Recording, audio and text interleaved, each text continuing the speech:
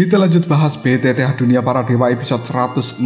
Oke lah, gak usah banyak meng kita langsung masuk aja ke pembahasan.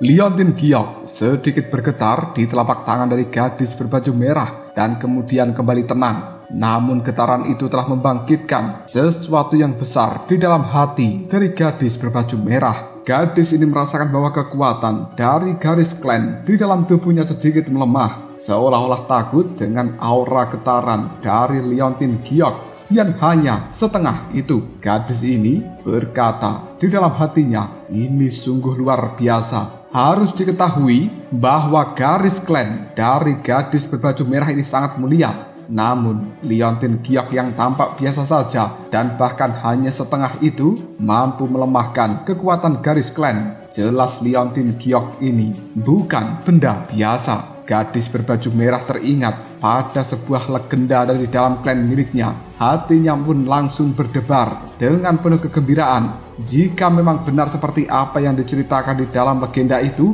maka nilai dari Liontin Giok ini sungguh tidak ternilai. Gadis berbaju merah sangat bersemangat di dalam hati, tapi di luar dia terlihat tenang dan juga kalem. Di balik tempat persembunyian, Nan Erming tetap bisa merasakan kegembiraan dari sedikit getaran di tangan halus dari gadis cantik itu. Gadis berbaju merah tersenyum tipis pada Pak Tua, penjual liontin di hadapannya, dan dia bertanya, "Orang tua, sebutkan berapa harga dari liontin ini?" Orang tua itu pun sedikit tersenyum yang kemudian menimpali, "Sejujurnya nona muda, aku tidak tega menjualnya. Ini adalah barang yang sangat luar biasa dan sayangnya jika bukan karena umurku yang hampir berakhir dan kebutuhan mendesak untuk mempersiapkan diri menghadapi kesengsaraan Kaisar kelima, aku tidak akan pernah berpisah dengan liontin yang hanya setengah itu." Gadis berbaju merah pun kembali mengatakan, "Jadi kau menjualnya?" "Tidak. Jika tidak ya sudah." Pak Tua, penjual liontin ini dengan cepat menjawab, Menjual.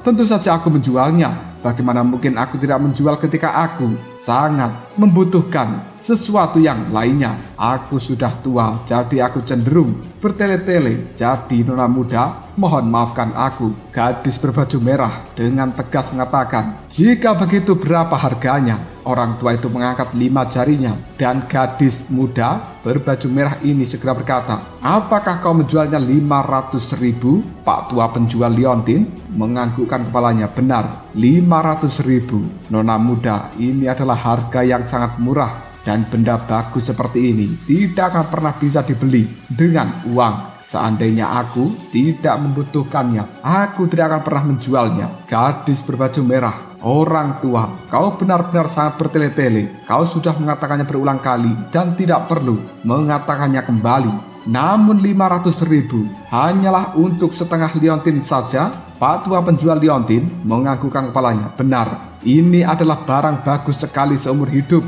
bukan sesuatu yang bisa didapatkan dengan mudah. Nona muda, kau termasuk orang yang beruntung." Gadis berbaju merah yang tadinya nampak gembira langsung terlihat murung dan dia menimpali, "Jika begitu lupakan saja, simpan liontin ini untuk dirimu sendiri."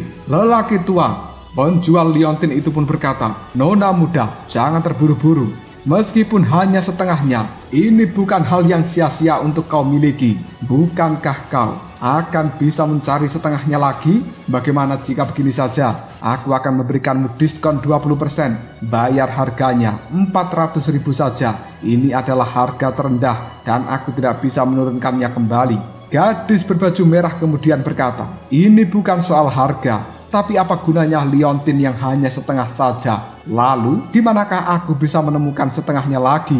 Sambil memegang liontin Giok yang hanya setengah ini, gadis berbaju merah nampak bersedih. Karena ini memang bukan soal uang, melainkan karena liontinnya tidak lengkap. Pak Tua penjual liontin kemudian mengatakan, "Nona muda, kau ingin membeli yang lengkap? Jujur saja, liontin Giok ini aku telah temukan bersama dengan seorang teman ketika melakukan sebuah petualangan. Dan konon katanya, liontin Giok ini merupakan kunci untuk membuka alam rahasia. Hanya saja kekuatanku sangat rendah dan aku tidak benar-benar berani mengambil resiko dengan mudah. Jadi aku membagi liontin giok ini menjadi 2 bagian, yang setengahnya lagi dibawa oleh temanku. Gadis berbaju merah kemudian berkata, "Jika begitu, mintalah temanmu untuk datang ke tempat ini dan membawakan separuh liontinnya lagi. Aku akan membelinya berapapun harganya, karena itu bukan masalah bagiku." Mendengar bahwa masih ada sebagian lagi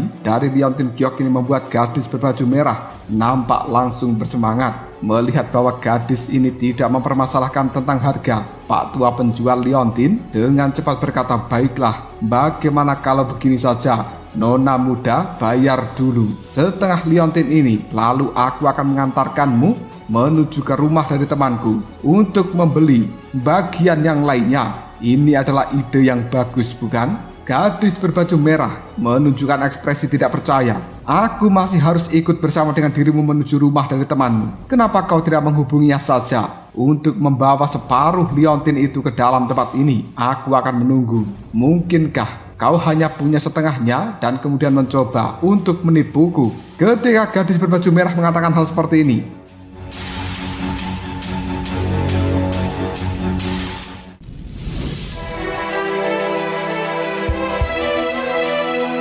ekspresi wajah dari lelaki tua penjual liontin nampak gelisah dan kemudian dia dengan cepat mengatakan, "Nona muda, aku benar-benar tidak berani menipu Anda. Hanya saja temanku ini memiliki temperamen yang sangat aneh dan juga keras kepala. Ketika aku membahas tentang penjualan liontin giok dengan dirinya, butuh waktu lebih dari setengah bulan untuk benar-benar membujuknya. Dan akhirnya dia setuju, tapi dia juga mengajukan satu permintaan. Dia hanya akan melepaskan sebagian dari liontin yang dia pegang dan menjualnya kepada seseorang yang memiliki koneksi dengan dirinya." Gadis berbaju merah pun berkata, "Lalu bagaimana sebuah hubungan itu ditentukan? Jelas aku tidak memiliki koneksi dengan temanmu ini." Lelaki tua itu pun langsung menjawabnya, "Menurut temanku, koneksi berarti seorang yang disukainya, dan juga secara khusus menekankan bahwa jika itu adalah orang tanpa koneksi, bahkan jika tumpukan emas diletakkan di hadapannya, dia sama sekali tidak akan pernah menjual bagian lain dari liontin itu. Saat ini sudah banyak orang yang menanyakan tentang bagiannya lagi pada diriku, tapi seperti Anda,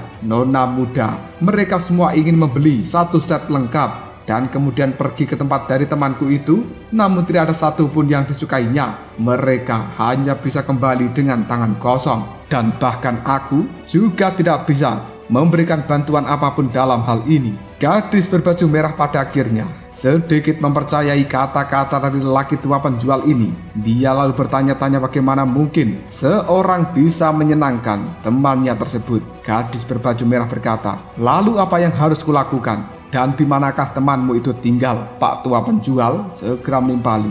"Dia tinggal tidak jauh dari kota ini. Jaraknya hanya sekitar beberapa puluh mil saja." Gadis berbaju merah pun segera mengatakan, "Di luar kota, dan itu tidak jauh katamu. Jika begitu, panggil saja temanmu ke tempat ini. Kita bisa melakukan transaksinya di sini saja." Raut wajah lelaki tua penjual liontin terlihat muram dan kemudian menggelengkan kepalanya. Sayangnya ada sesuatu yang tidak diketahui oleh nona muda. Temanku pernah dipermalukan di dalam kota ini, dan dia tidak berani menyinggung orang yang telah mempermalukan dirinya. Jadi dia lebih memilih hidup di dalam pengasingan yang ada di luar kota. Dia juga telah bersumpah bahwa dia tidak akan pernah memasuki kota ini sampai benar-benar mampu membalas penghinaan dari orang yang telah merendahkan dirinya pada saat itu. Aku telah memberikan alasannya secara jujur. Nona muda, apakah kau akan pergi ke tempat dari temanku atau tidak? Itu semuanya tergantung dirimu." Salah satu pengawal di belakangnya kemudian berkata, "Nona muda, jangan." Pengawal yang lainnya juga menimpali, "Nona muda, tolong pertimbangkan kembali keputusan ini." Kedua pengawal itu sangat berhati-hati dan mereka tidak ingin gadis berbaju merah menghadapi sebuah bahaya yang tidak diketahui. Melihat keraguan dari wajah gadis berbaju merah setelah mendengarkan ucapan dari pengawalnya, membuat lelaki tua penjual liontin pun berkata, "Kita memang harus waspada terhadap orang lain, dan aku sebagai orang tua ini sangat menyadarinya. Tapi aku rasa kekhawatiran Anda kepada diriku itu tidak tidak perlu. Aku hanyalah orang tua yang tidak memiliki apa-apa. Sementara Nona muda memiliki 2 pengawal dengan kekuatan bintang 5 Dodi. Dan aku hanya berada di puncak bintang 4 Dodi. Bahkan jika aku berniat melakukan perlawanan, mungkinkah aku bisa mengalahkan pengawalmu itu? Jika bukan karena aku sangat membutuhkan banyak uang, aku tidak akan pernah mengambil resiko seperti ini dan menjual setengah liontin giok. Selain itu, tampaknya Nona muda adalah gadis yang sangat luar biasa dan juga baik. Jika aku tidak salah tebak, pasti Nona muda berasal dari keluarga terkemuka. Itulah sebabnya aku berani dengan percaya diri mengundang Nona muda untuk bertemu dengan temanku. Jika itu orang biasa, maka temanku itu pasti tidak akan pernah mau menerimamu. Gadis berbaju merah ini menatap ekspresi tulus dari lelaki tua di hadapannya. Dia menundukkan kepalanya untuk melihat pada liontin giok yang setengah di tangannya. Dan untuk sesaat keraguan bercampur keengganan telah menimpa dirinya. Melihat gadis ini ragu-ragu, lelaki tua pun berkata, "Sudahlah, lupakan saja. Karena kau tidak mau membeli benda ini, aku akan mengambilnya saja dan aku tidak akan pernah menjualnya kembali." Lelaki tua ini langsung mengulurkan tangannya, mengambil lagi liontin giok yang ada di tangan gadis berbaju merah.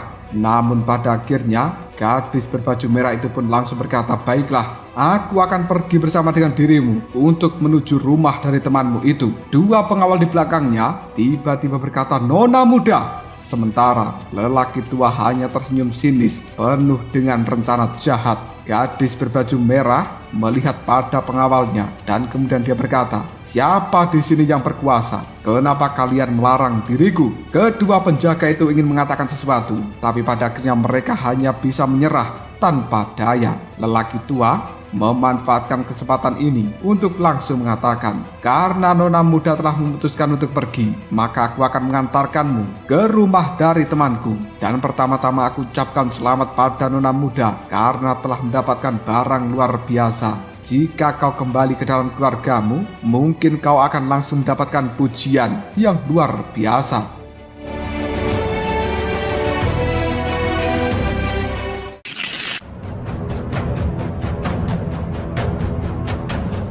Gadis berbaju merah kemudian berkata, "Sudahlah, ayo kita berangkat." Pak tua itu pun langsung menutup tokonya dan dia membawa gadis berbaju merah ini untuk segera meninggalkan kota Jugi. Xiaozan melihat kepergian mereka sambil berkata, "Dilihat dari tingkah gadis berbaju merah, dia sepertinya berasal dari kekuatan besar, tapi dia juga terlalu naif." Nan Erming pun menimpali, "Liontin giok itu pasti bukan barang biasa. Meskipun gadis ini tidak berpengalaman dalam seluk-beluk dunia, tapi dia pasti memiliki daya pengamatan yang luar biasa. Jika tidak, dia tidak akan begitu gigih untuk mendapatkan sebagian lagi dari liontin itu, namun mampu membeli sebuah benda yang bagus seharga ratusan ribu. Hal ini terlihat mencurigakan dari sudut pandang manapun." Xiaozan pun segera berkata, "Jika begitu, ayo kita ikuti mereka dan lihat apa yang akan terjadi selanjutnya." Mereka berdua pun segera mengikuti Pak tua bersama dengan gadis berbaju merah dan juga pengawalnya itu. Pak tua ini telah membawa gadis berbaju merah keluar dari kota Jugi, terbang menuju hutan di arah barat daya. Xiaozan dan juga Nan Erming secara diam-diam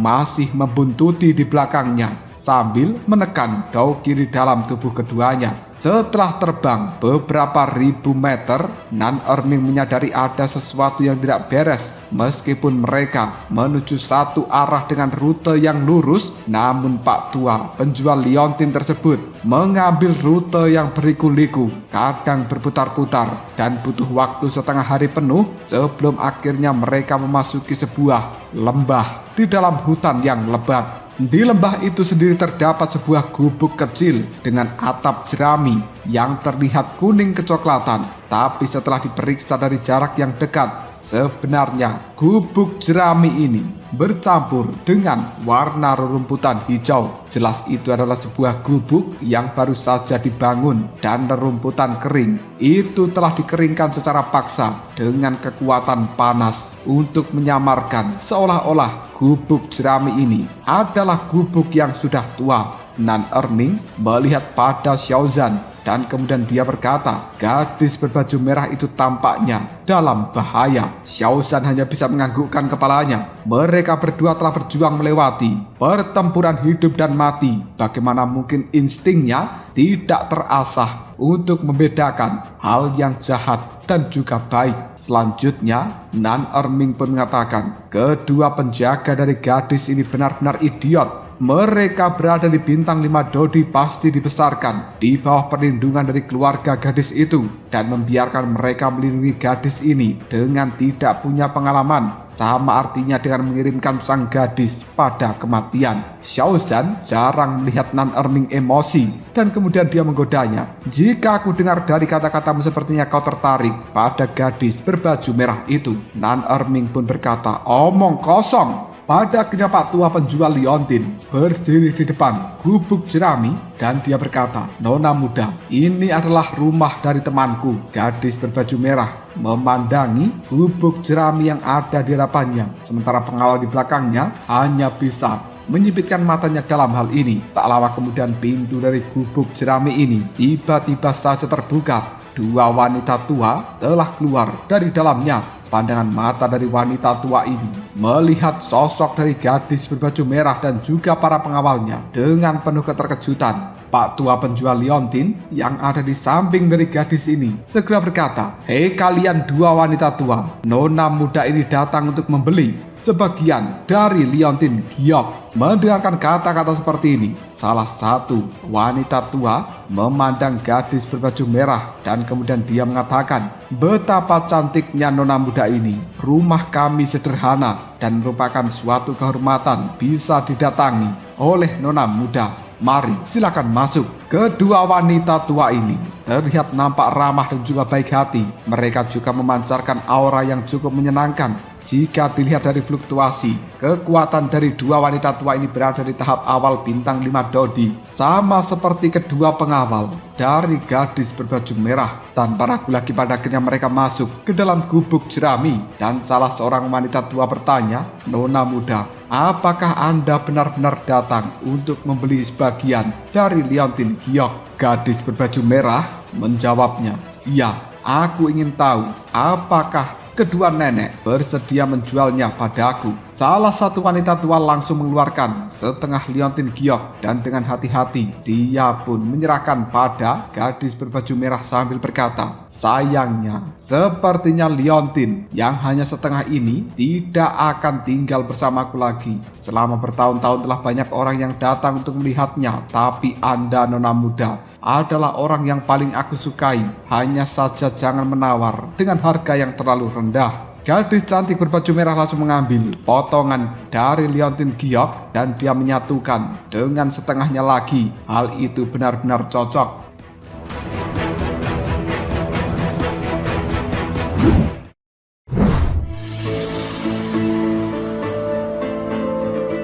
Setelah bersatu, akhirnya sebuah cahaya lembut memancar dari dalam liontin giok dan menunjukkan wajah hantu di dalamnya. Begitu wajah hantu ini muncul, gadis berbaju merah dan juga dua pengawalnya seperti terhipnotis oleh sesuatu. Di saat yang bersamaan, doki dari dua wanita tua itu pun melonjak dan dengan serentak mereka pun memberikan serangan telapak tangan kepada dua pengawal dari gadis berbaju merah. Kedua pengawal itu pun langsung terlempar keluar dari dalam gubuk jerami ini sambil memuntahkan cairan merah. Dan kedua wanita tua itu masih melakukan pengejaran. Mereka menggunakan tinju yang kuat dengan ganas menghantam dada dari dua pengawal. Di saat yang sama, lelaki tua penjual liontin tersenyum jahat. Dia mengeluarkan sebuah belati yang telah dilapisi racun dan kemudian menerjang untuk langsung menyerang kedua pengawal menggunakan belati beracun ini. Akhirnya kedua pengawal pun terluka parah. Mereka tergeletak di rumput sambil memuntahkan cairan merah. Wajahnya pucat karena racun menyebar di sekujur tubuhnya, mengikis kekuatan dogi dari dalam. Gadis berbaju merah tersadar. Dia buru-buru berlari keluar dari dalam gubuk jerami dan kemudian mengangkat tangannya ke arah udara untuk menembakkan sebuah sinyal. Namun Tiba-tiba hal itu dicegah oleh lelaki tua yang langsung memberikan tamparan kepada gadis berbaju merah ini. Lalu lelaki tua itu pun berkata, "Sebaiknya kau bersikap cerdas, jangan salahkan orang tua ini apabila bersikap dengan kejam. Jika kau tidak mau bekerja sama." Kedua wanita tua telah menjaga kedua pengawal yang terluka, dan sikap ramah mereka sebelumnya telah benar-benar menghilang, digantikan dengan sikap yang bengis. Gadis berbaju merah ketakutan. Dia pun berjalan mundur dan kemudian bersandar di pohon yang besar sambil berkata, Apa sebenarnya yang ingin kalian lakukan?" Nan Erming di dalam tempat persembunyian, dia pun mengatakan pada Xiaozan, gadis berbaju merah ini memiliki aura yang cukup unik. Sebelum ia kehilangan ketenangannya, apapun yang dia kenakan tampak tidak pernah janggal di dalam lingkungannya. Xiaozan kemudian menimpali,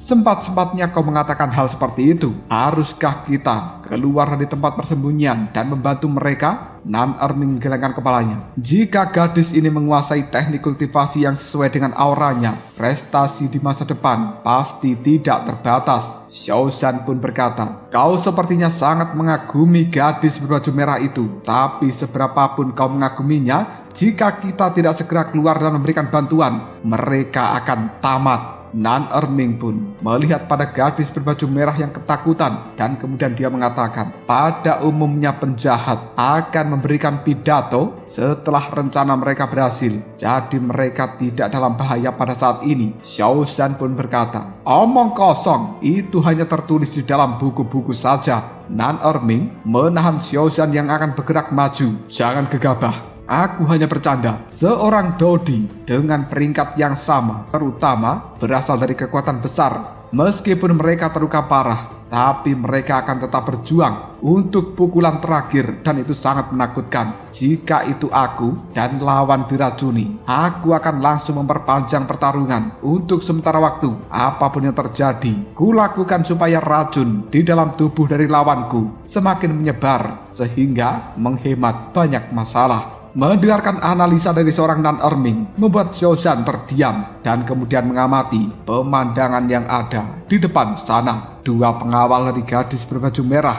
kini telah berjuang kembali untuk bangun. Mereka mengerahkan Doqi di dalam tubuh dan bersiap melepaskan serangan terakhir. Pada saat itu lelaki tua, penjual liontin, berbicara, "Jika kau bekerja sama dengan patuh, aku akan memberimu penawarnya dan membiarkan kalian semuanya pergi dari dalam tempat ini." Gadis berbaju merah menatap dingin ke arah lelaki tua, seolah-olah ingin menghajar lelaki yang telah membohonginya ini. Dan mata dari kedua penjaga dari gadis berbaju merah juga tampak menunjukkan sebuah kecurigaan tertentu. Lelaki tua itu pun kemudian mengatakan, "Aku hanya melakukan ini untuk melewati kesengsaraan bintang 5 Dodi. Karena terpaksa, aku hanya mencoba merampok beberapa harta. Tidak ada dendam dan juga permusuhan di antara kita. Jadi tidak perlu bertarung sampai mati." Mendengarkan hal seperti ini, gadis berbaju merah dan juga kedua pengawalnya merasakan sebuah kelegaan. Jika pihak lain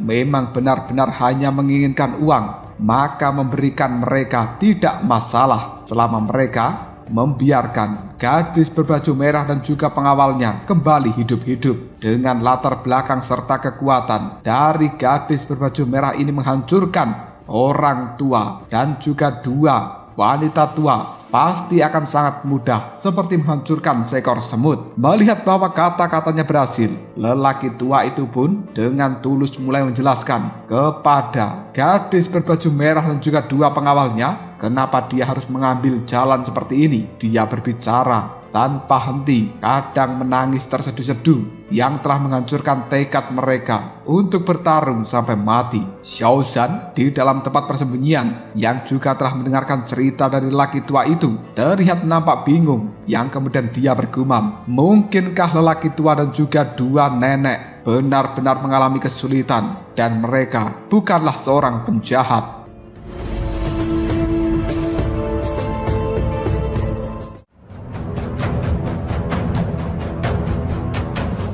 Lalu apakah yang akan terjadi selanjutnya? Mungkinkah lelaki tua ini dan juga dua temannya memang bukan seorang penjahat? Jika kalian penasaran, tunggu aja jawabannya di next video. Ngobrol Shop.